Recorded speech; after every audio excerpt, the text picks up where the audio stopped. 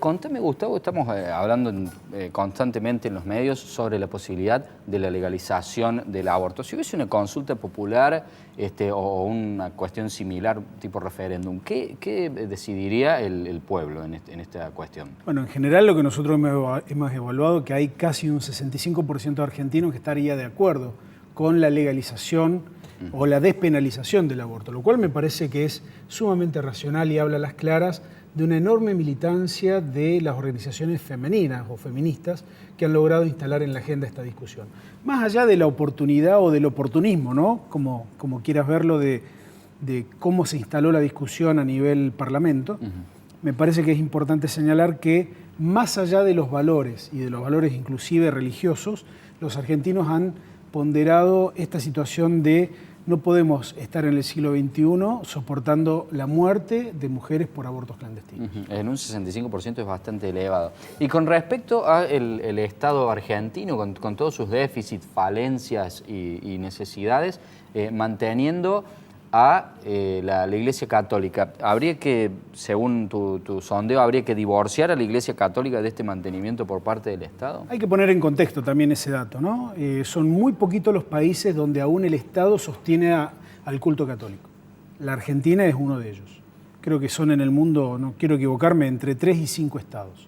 De los 194 reconocidos por la Organización de las Naciones Unidas, o sea que es un número ínfimo. Exacto. Entonces me parece que además, como dato de color, y viendo esta pelea de fondo que hay entre el gobierno argentino y el Papa, que evidentemente viene incrementándose, el aborto no es, la discusión, que estemos discutiendo el aborto no es ajena a esa pelea. Digo, se nos ocurrió medir el tema de si el Estado tenía que seguir manteniendo a la Iglesia Católica. Y la verdad que más del 50% de los argentinos está de acuerdo con esa idea y solamente un 25 o 26% está a favor de que el Estado siga manteniendo. ¿Qué posibilidades hay de que esté Durán Barba con una garrafa de humo, con una bombita de humo, tirando estos temas para debatir y que dejemos de hablar en los medios de comunicación de la inflación, de la pobreza, de la corrupción? Es real.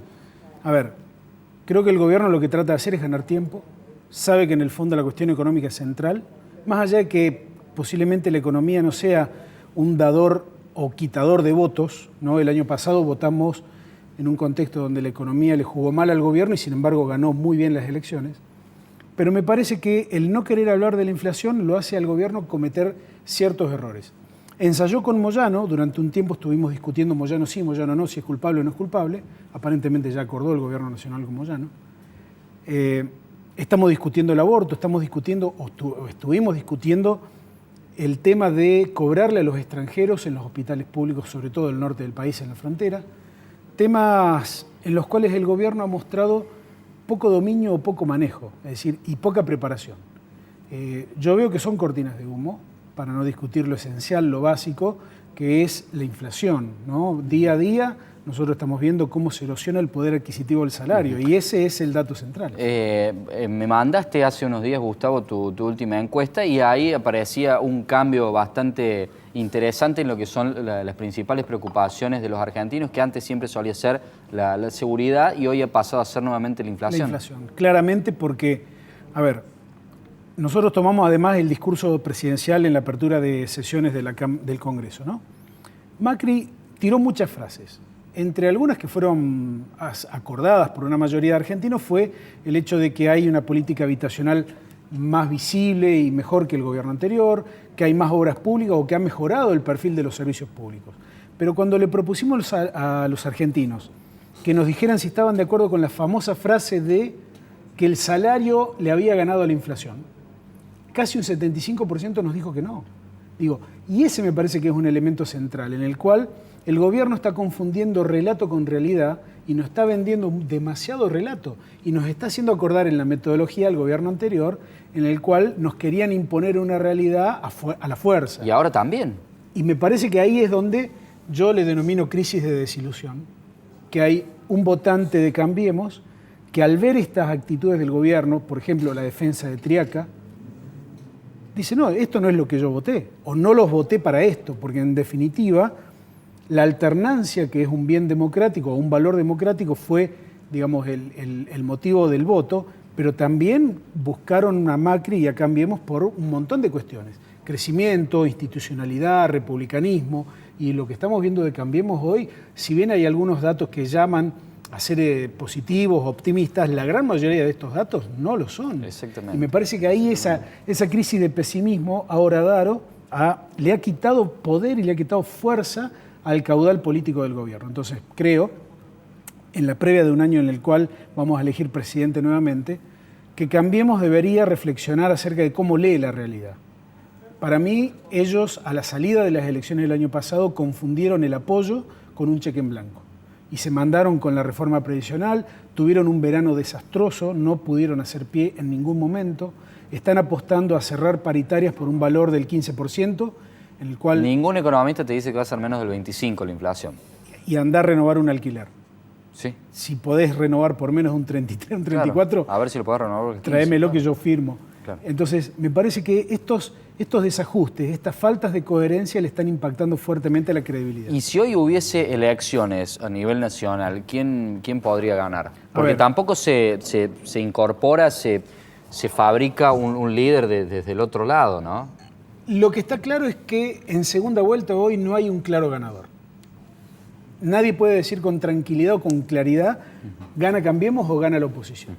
Me parece que Cambiemos sí tiene garantizado, si es Macri el candidato, poder pasar a la segunda vuelta.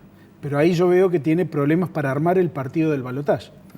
En la oposición tiene ¿Hay otros alguien problemas. en condiciones de llegar a la segunda vuelta? Porque recordemos que si, por ejemplo, Macri saca 40 puntos y 45.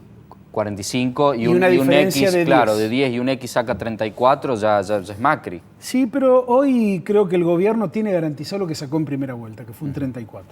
A ver, en la oposición el panorama no es mejor. Primero, pensar que todo el peronismo va a ir junto es una utopía. Pensar que todo el peronismo se va a encolumnar detrás de Cristina Fernández de Kirchner también es una utopía. Lo que yo estoy viendo es que posiblemente la oposición vaya dividida y ello fortalezca las chances de Macri de pasar a una eventual segunda vuelta. El famoso divide y reinarás. Gustavo, no quiero dejar de preguntarte sobre la danza de nombres que hay para suceder a Ramón Mestre y la danza de nombres que hay en torno a querer arrebatarle el sillón a Juan Schiaretti. Bueno, a nivel Córdoba Capital, en Cambiemos hay mucha expectativa y mucha efervescencia. Creo que hay por lo menos 20 candidatos. De cualquier manera, rescato como los que de alguna manera miden Rodrigo de Loredo, Diego Mestre. ¿Estás en orden Javier Vicellares. Diego Mestre. Sí, sí. Que serían los tres junto con el legislador Ardú, un cuarteto que realmente tiene algún grado de conocimiento y algún grado de perfil. Ahora, en el lado del peronismo hay... Cosar, Lava, que no... Tienen un mínimo posicionamiento, lo cual eso hoy no les garantiza visibilidad. Y queda tan poco tiempo para... Y a juez lo mediste, Gustavo, en provincia. Sí, dentro del espectro de los candidatos a gobernador de Cambiemos, Ramón Mestre tiene una leve ventaja sobre el resto, sobre Mario Negri, sobre Oscar Aguad, sobre Luis Juez, inclusive sobre Baldassi, que después de ganar las elecciones de diputados, su perfil empezó a decrecer lentamente. Pero en el caso de la intendencia, en el peronismo habrá que ver, uno, si Yarlora es candidato o no, mide bien, pero eso no significa que vaya a ser candidato.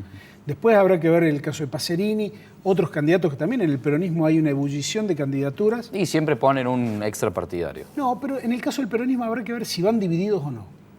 Si Tomás Méndez va a presentar o no candidaturas, falta mucho por definirse y me parece que recién después del Mundial vamos a ver el panorama un poco más claro. En términos del peronismo a nivel provincial, yo creo que lo de Schiaretti es muy sólido.